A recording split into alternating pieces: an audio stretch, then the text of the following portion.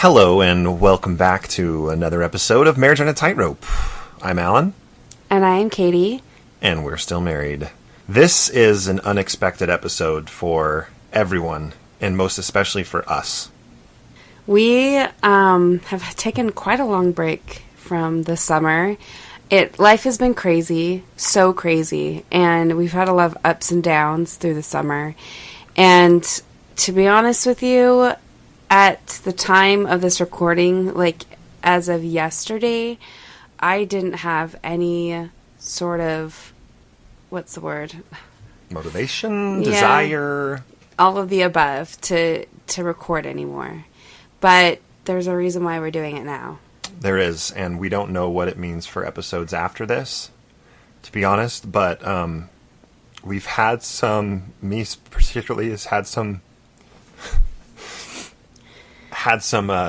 conversations just in the last hour and a half that have really been touching and heartbreaking all at the same time.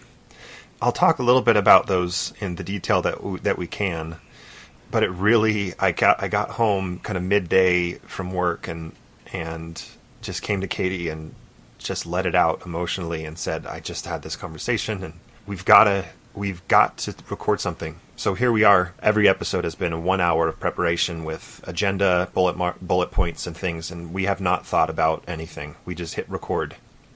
I think that if we had made agenda, I would have backed out of it. Because I'm in a place right now where coming back from vacation and summer and everything, I have just felt like I don't want to go through this. I don't want to talk about my feelings every single week about the church because it's really hard. And summer was a nice diversion, I guess. Mm-hmm. But coming back and thinking about doing an episode like really weighed heavily on me, and I didn't want to do it. So I told Allan, hey, you should just tell Bill that I'm done. Like, I'm done recording. I'm done speaking out. I am having a really hard time myself. I don't feel like I can add any value anymore to the space because it's so, like, emotionally draining. Right. And, like, to think about it and to talk about it, it's just so overwhelming. And so I was in that place yesterday. Right. And at the same time, you've also said to me, you know, our relationship is a lot more than just a church.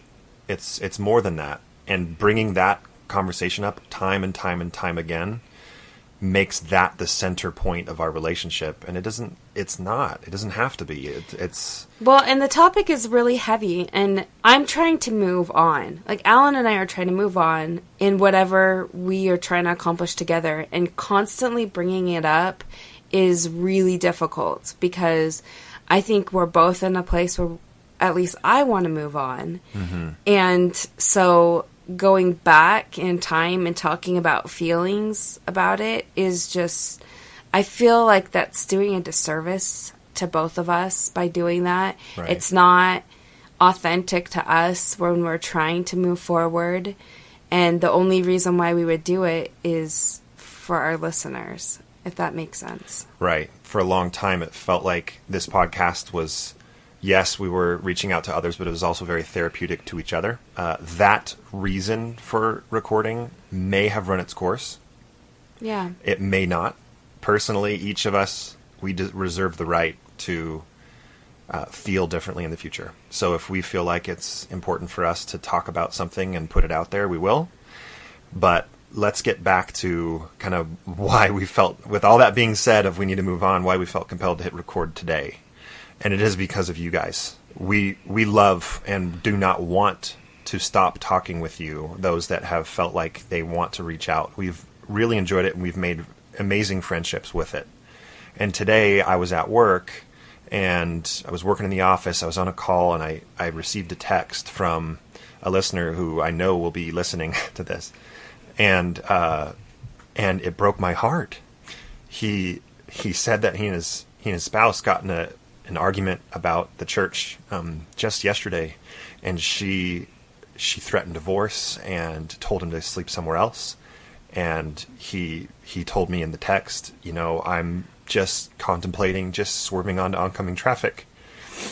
And I think I know maybe now Bill and maybe like John DeLynn have probably experienced this, but I've never experienced this before, where someone in such dire straits and desperation reaches out.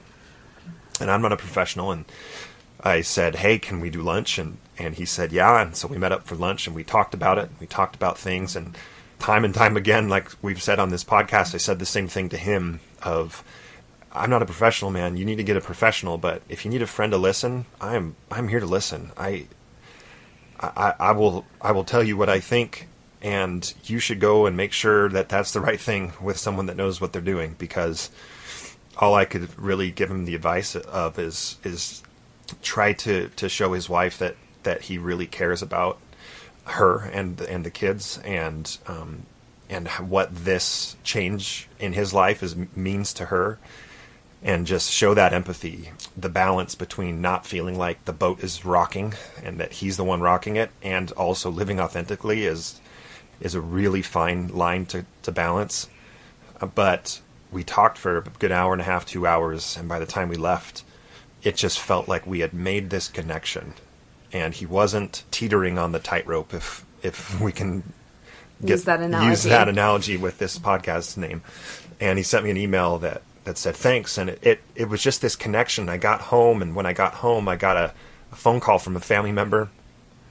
Right now, we're in the middle of the 5-year anniversary of my father's car accident. So yesterday was the 5-year anniversary of that occurrence. And on the 13th of August is the 5-year anniversary of his passing. So now we're in that week where he lived for another week in the hospital. And that's hard enough, but just to let all the listeners in on something, the family also got a letter from the Georgia State Correctional Facility, or whatever it's called, the prison, that said, hey, she's up for parole.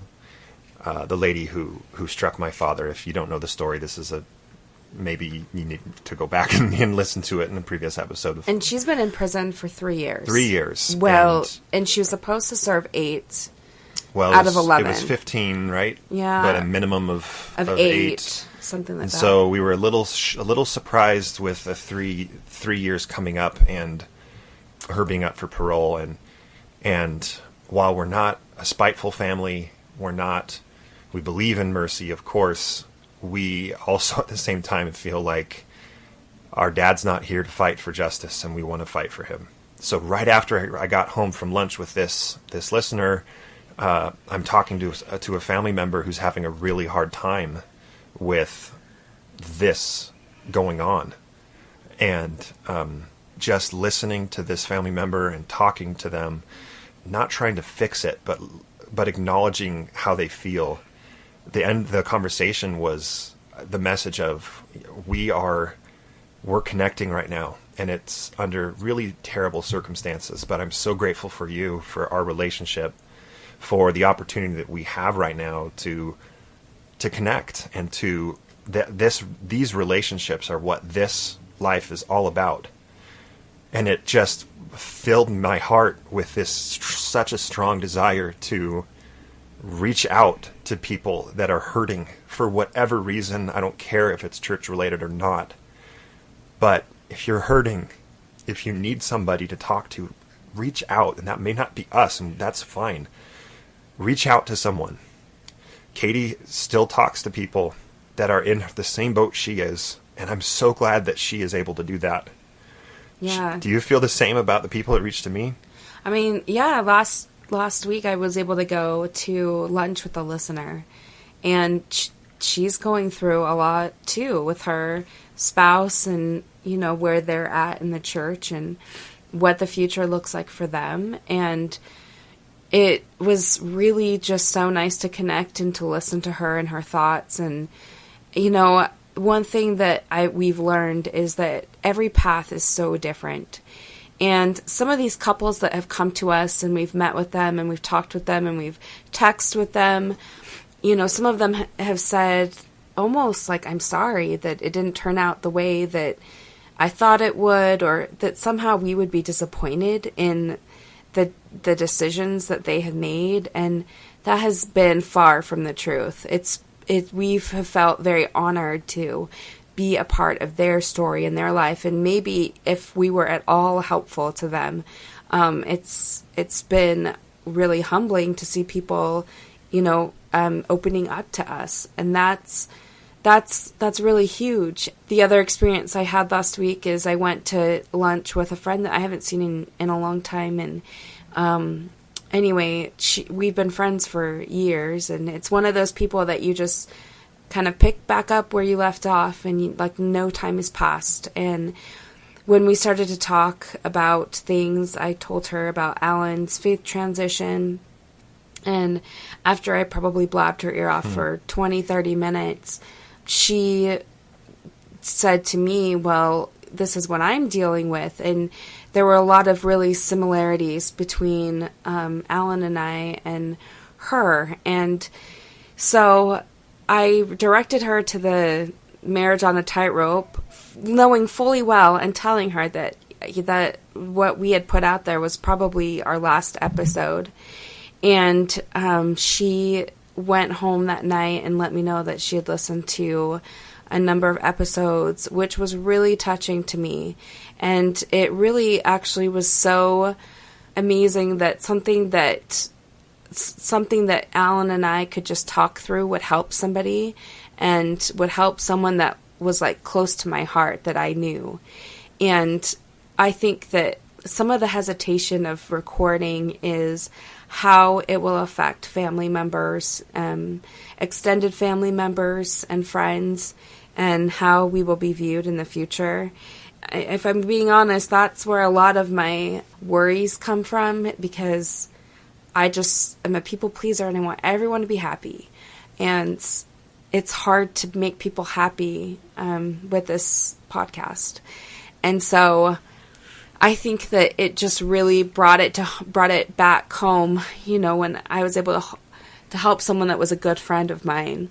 And when Allan was able to help a listener, I wouldn't even call him a listener. I would call him a friend. Okay. Because, yeah, they're friends. They are. Be a listener.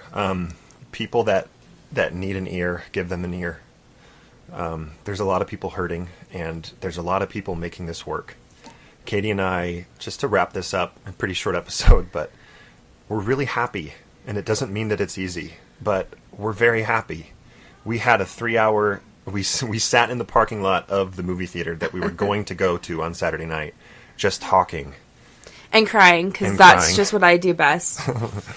There's no doubt in my mind that because of hard moments like that turn into beautiful moments, that Katie knows I love her, I put her above all else, that I will do anything that I can, and I know that she's in the same boat. So while we are back for this episode, we have no idea what it looks like in the future.